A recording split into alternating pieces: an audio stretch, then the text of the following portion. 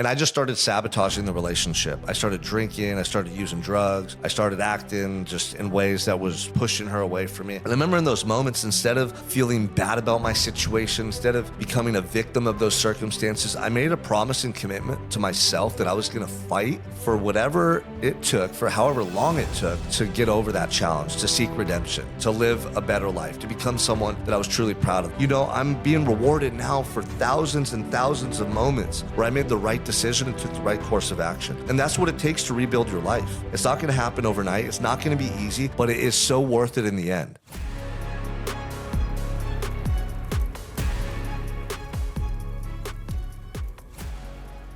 Welcome back to another episode of the Unstoppable Mindset Podcast. I'm your host, Sean Crane. And today I got a sad story with a happy ending. That's kind of like my journey to this point in my life, right? Sad beginning, a lot of adversity, a lot of challenges with a happy ending. And I want to share this story in the hopes that somebody who's going through a struggle or a tough time hears my message and it inspires you to not give up on yourself. And that's what it all comes down to, you guys, is there's going to be a lot of tests on your journey. There's going to be a lot of things that don't go your way. There's going to be a lot of moments in which you had back.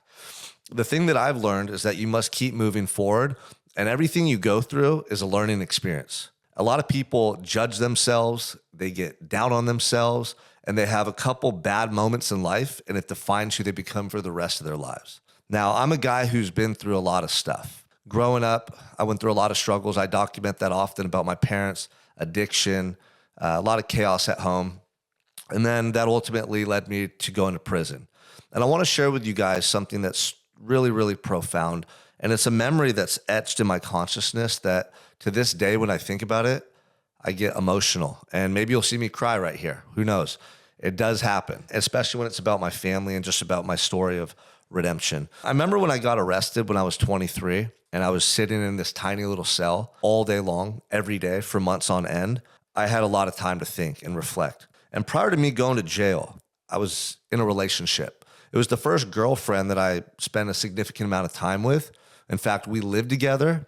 We had a dog, we had a cat. We were like doing the whole thing, right? And we were young, but we were committed to each other for nearly 4 years. And right at the end of our relationship, we both just knew we didn't want to be together, but it was one of those things where you stay together because it's comfortable, it's the known. And I just started sabotaging the relationship. I started drinking, I started using drugs. I started acting just in ways that was pushing her away from me. Eventually, she left me. Eventually, she found another guy that she started liking, and she broke up with me. And that broke my heart because I didn't know what I was going to feel when I went through that breakup. I'd never gone through it before. Now, maybe some of you listening to this can recall your first time having your heart broken or just going through a breakup. It hurts. It's painful. It's very difficult. And I was a young guy, and at that moment, I just said, F it, screw it.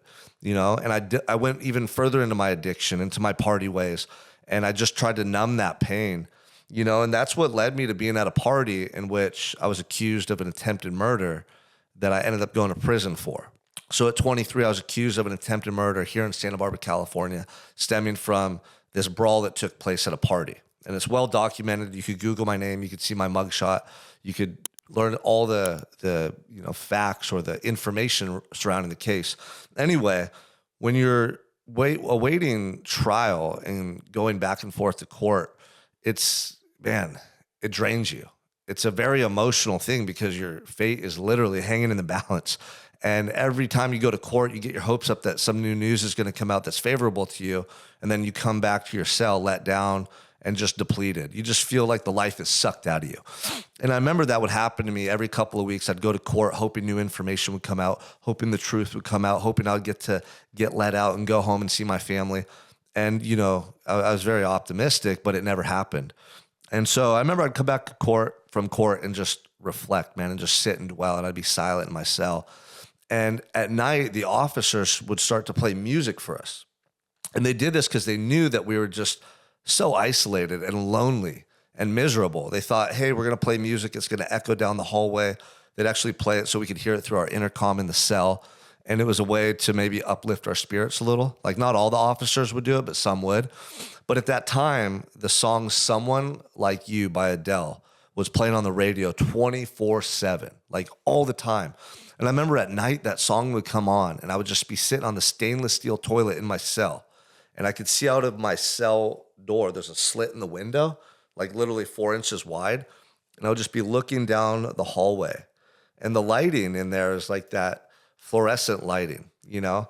And I would just be just like lost in thought, just reflecting on my life, thinking about the breakup I just went through, thinking about my dad who was slowly dying and my mom who was slowly dying due to their addiction, thinking about all the stuff I didn't do in my life, thinking about the goals I had that I didn't pursue, thinking about the changes I had wanted to make, but I was just too scared to make, or I procrastinated on because I didn't know how quickly things could be taken away from you.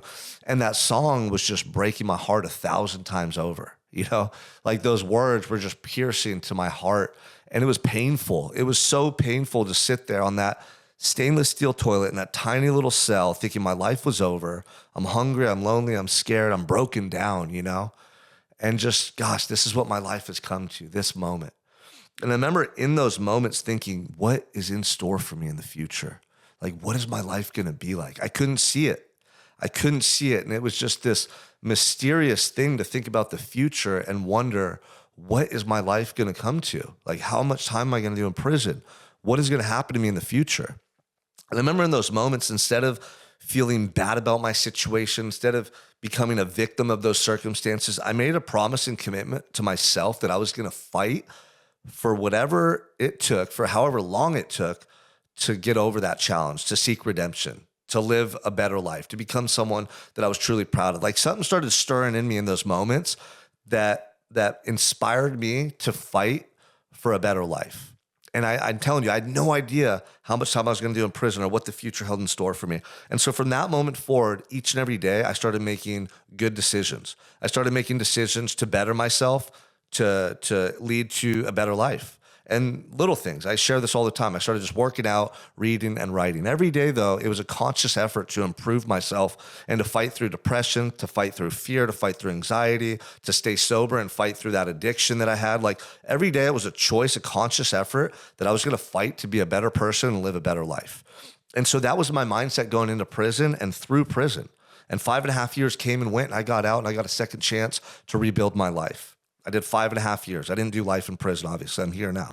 So I did over 2,000 days in prison. When I got out, I wanted nothing more than to start a family, to build a business around my mindset, my life experience, and become a coach and help people. And I started doing all those things. And then, you know, as my children were born, first it was Scarlett and then Preston. And I had Mason, who was my stepson, but he was getting older. And I remember we took a family trip to Cancun. And we were rolling around at night. It was like really humid and hot out, so we wanted to get outside and walk. We're on this beautiful vacation. You know, now I got my family. I got my second chance at life. You know, at that time, I was like almost a decade sober already. And my daughter, Scarlett, out of nowhere, started singing the song Someone Like You. And I remember her beautiful little face, man, under like the lamppost that we were on the path we were walking on. She's singing out the words, and I have a video of it. And she's belting out Adele's song, Someone Like You. And she's saying, never mind, I'll find someone like you. And she's singing with her whole heart in it. You know, she's 3 years old at the time. And it just broke me in that moment. I started crying, like tears started streaming down my face. And I remember going, oh my gosh, like this is such a surreal moment. This is the song that used to come on every night when I was facing life in prison, and I didn't know what the future held in store for me. And here I am removed from that situation 6, 7, 8 years later. I don't remember the exact time frame. And my baby girl is singing this song. And when she sings it, it sounds so beautiful because now it has a happy ending. You see, when I first heard that song, it was sad. It was sorrowful. It was crushing my spirit, man. It was breaking my heart 1,000 times over.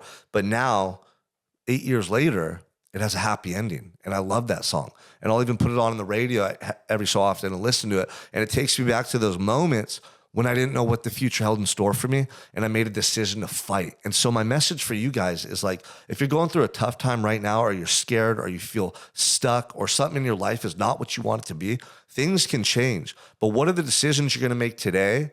What are the changes you're going to make today that are going to create that new life for you in the future so that you can have that moment like I did where I'm in beautiful Cancun, Mexico, all-inclusive vacation with my family, built my business, got the dream life that I wanted. I'm there with my loved ones and my baby girl singing that song to me, you know, and I felt like it was God like reaching out of the sky and saying like, see, son, I told you, if you listen to me and you have the courage to follow the path that I've been calling you on your entire life, These are the moments that you're going to get to have. These are the experiences you're going to get to have. This is the life that you get to live now. Because what a lot of people didn't see when I was in prison was the thousands of choices that I made to do the right thing. The thousands and thousands of moments where I had fear or doubt or anxiety or stress or all these things plaguing me, but I chose to be the person I was supposed to be, to take the correct action, to stay sober, to get up and work out, to study my college books, to read, to educate myself, to build up that confidence, to instill that discipline. I'm being rewarded now for thousands and thousands of moments where I made the right decision and took the right course of action. And that's what it takes to rebuild your life. It's not going to happen overnight. It's not going to be easy, but it is so worth it in the end. You all need to have that storybook ending to your life where you went through the challenges. Yeah, you were faced with adversity. Yeah, you were scared, but you chose to fight and you chose to go after the life that God put on your heart and make it a reality. That's the most beautiful experience to ever have. And so the message for anyone that's listening to this right now, whatever gets in your way on your path to the life that you're being called to live, you got to fight to get through it, fight to get around it, fight to overcome it, learn the lesson and keep moving forward. And I'm telling you, you can have one of those special moments like I had where everything just clicks and makes sense. And you look back on all those decisions, all those moments, and you're immensely grateful that you chose to fight rather than give up on yourself.